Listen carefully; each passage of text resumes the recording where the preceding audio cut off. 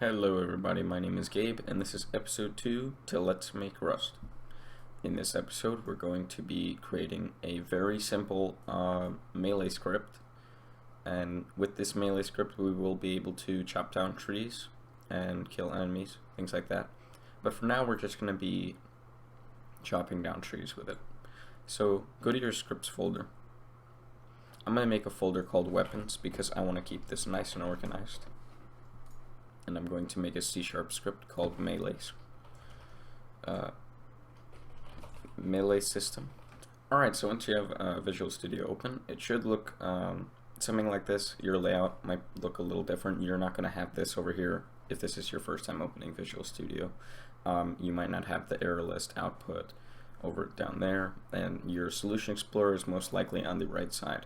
The reason being is that I made my own layout, and if you so choose to, I've included in the description a download to the layout that I have here. Alright, and to import that layout, just go to Import and Export Settings, and you do Import Selected Environment Settings next, and you will just just import my settings, overwrite my current settings. I guess you do. Oh yeah, you would browse the file, you would find it, and select it, and you're good. So I'm gonna try to make this as beginner friendly as possible, although I do not do like pure hardcore, like we're gonna learn everything about scripting here. So you should understand basic things. If you don't, you can go check out my tutorial for programming in C#, although it isn't finished yet, but I'm going to be trying to finish that series. I only have like 3 episodes for it. We're just going to remove all this. We don't need it for now.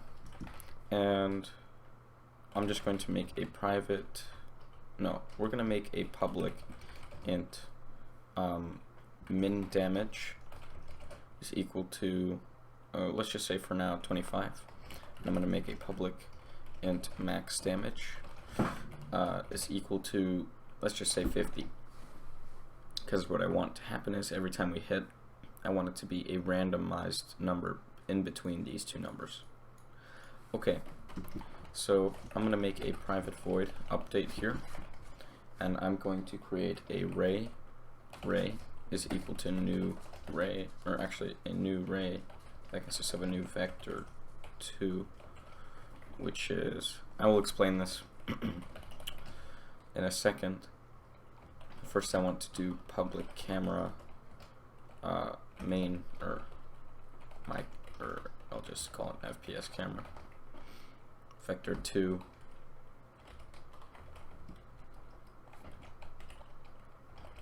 dot screen point to ray. We would do screen dot width divided by 2, and the screen's height divided by 2, which would give us the center of the screen. We do have a problem.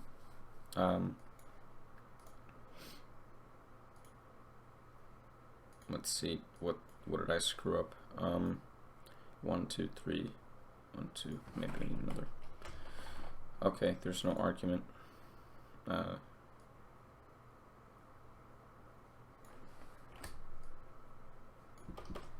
Maybe we don't need that ray part. Yeah. Okay, so it should just look like this. Ray, and I'm just going to call this raycast. Ray is equal to the first person camera, and we're going to get the screen that's going to point to the ray.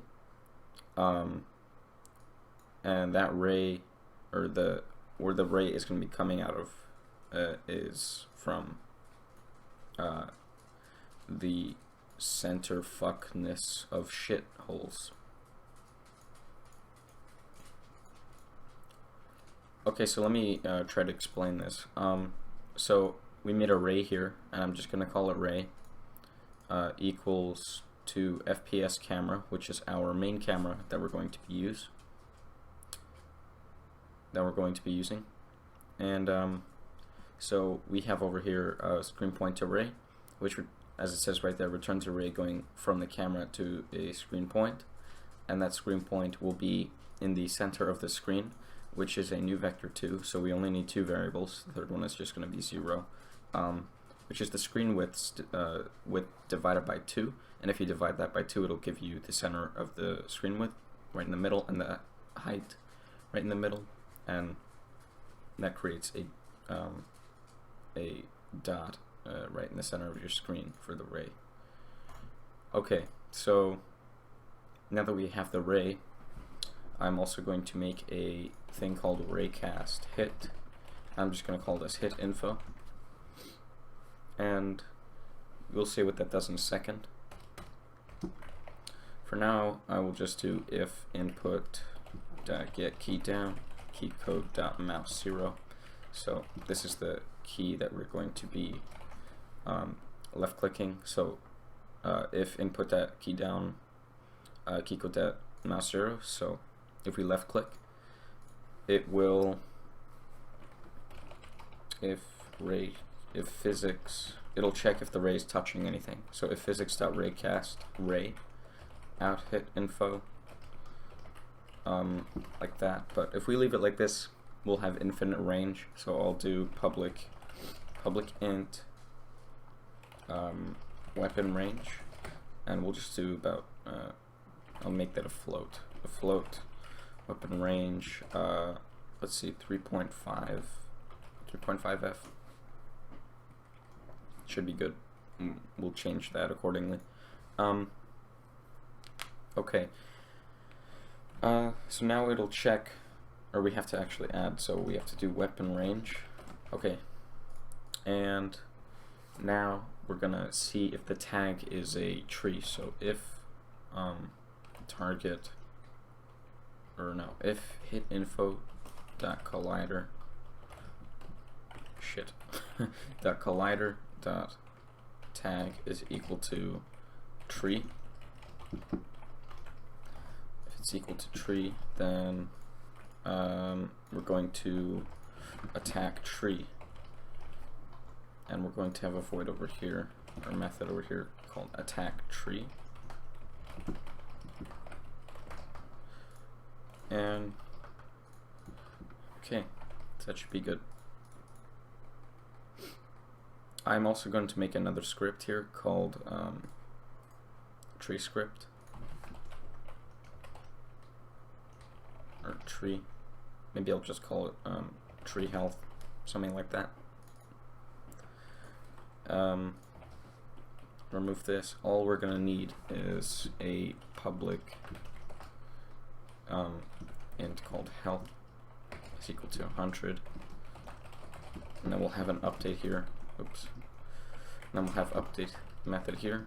Do if health is less than or equal to 0, then we will destroy this game object. Just for now, all we'll make it do is just we're just going to destroy that instance.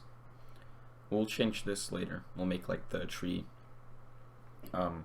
be collected like in Rust, like logs, things like that. An attack tree, before we do attack tree, I'm going to make a private tree health, and we're going to do tree health is equal to hit info.collider.get component tree health.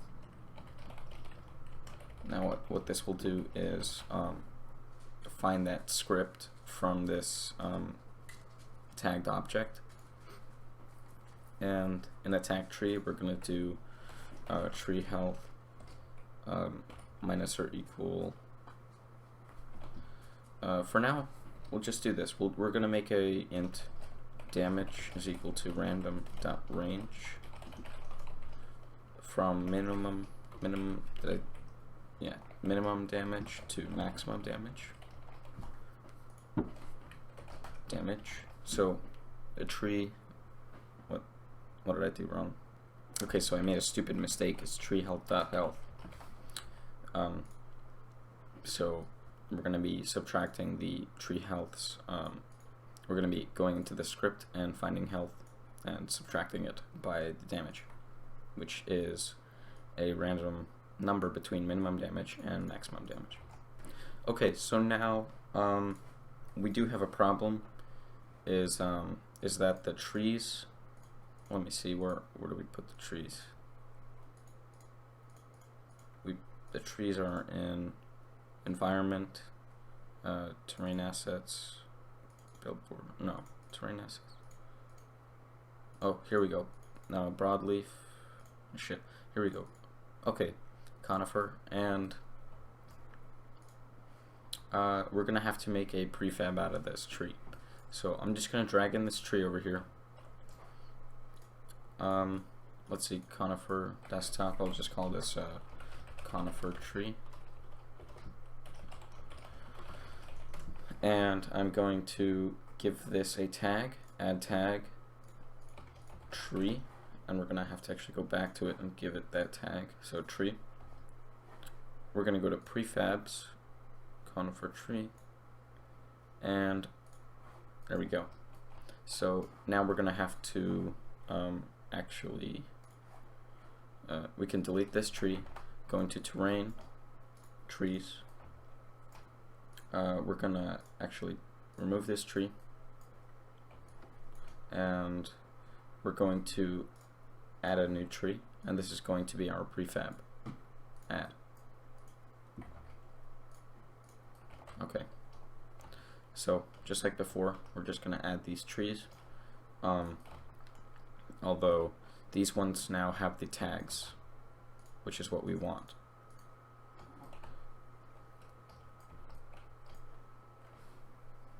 Okay, so now for the player, I'm going to put the script, the melee system, on the player. We'll just put melee system there. Grab the main camera, drag it there, and this should be good. Let's see if this works. Alright, so I've ran into a problem. The collision for the tree is actually split up into child objects, so we're actually going to have to remove this tag. So we're going to make this tree untagged, and we're going to have to add the tree to this object, tree. So now what we have to do is, and I was trying to figure out why it wasn't working, so now what we have to do is, when we attack the tree, we have to do get component, tree health. No, we have to do, oh yeah, okay. So once we hit the tag, we have to do collider.getComponent in parent. I think that's what it was. Yeah. So you have to get the component in the parent. So now if we try this,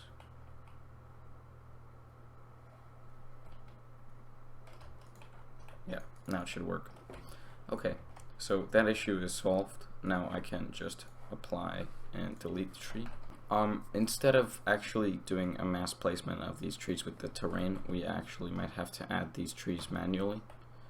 This is for now until we figure out a better solution for the collision, because for some reason it does screw around with the terrain.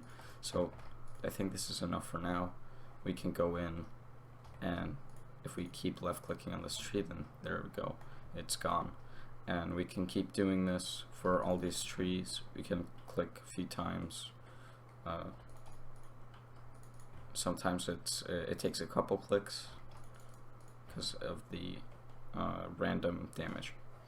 So yeah, that's basically it for this episode. We just did some simple melee. I'll show you what I changed before I wrap this video up. I actually added a debug.log hit tree. I'll actually do hit tree plus, I'll do tree health is equal to, I'll do tree health dot health, and make this a lowercase t, and okay, that should be good. I just added that, and I also did a debug.drawRay over here, so we can see the ray in game, in the scene. So if we go to scenes, I'll show you. If we go to the player, we can see a green ray coming from him, that is our raycast. And if we lower the weapon range, we can see that ray. So, alright, so that's basically it for this episode. Thank you for watching, and have a good one.